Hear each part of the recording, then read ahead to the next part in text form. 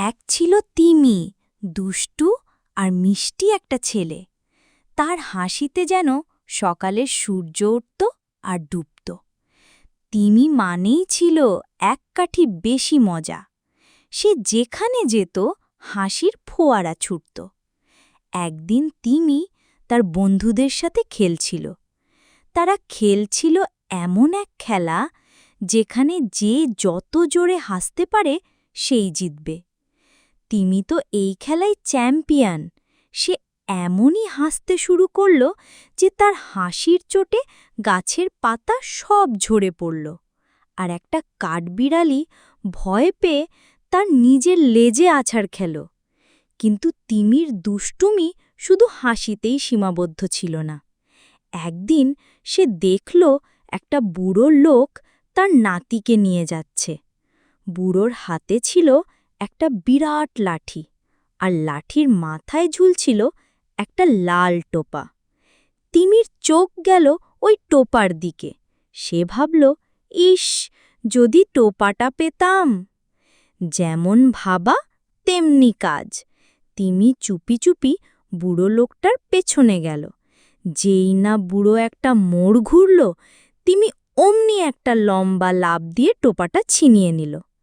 তারপর সে টোপাটা মাথায় পড়ে ভূতের মতো ভঁ করে একটা শব্দ করে দৌড় দিল।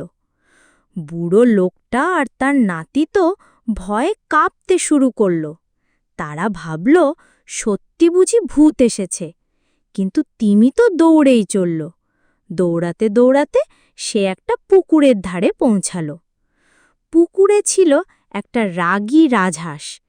তিমি যেই না হাঁসের পাশ দিয়ে গেল, হাঁসটা অমনি কোয়াক কোয়াক করে তেড়ে এলো।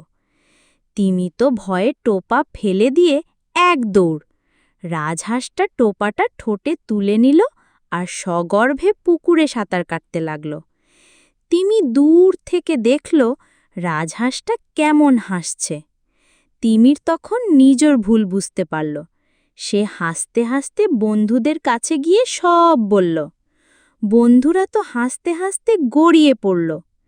তিমি তখন বলল, আর নয় দুষ্টুমি, আমি এখন থেকে শুধু মজার কাজ করব, আর কারো ক্ষতি করব না।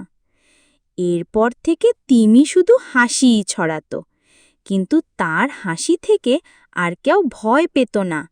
বরং তার হাসি শুনে সবাই হাসত। আর হ্যাঁ, সেই রাজহাঁসটা নাকি আজও মাঝে মাঝে সেই লাল টোপাটা মাথায় দিয়ে পুকুরে সাঁতার কাটে। গল্পটি ভালো লাগলে অবশ্যই চ্যানেলটি সাবস্ক্রাইব করবেন।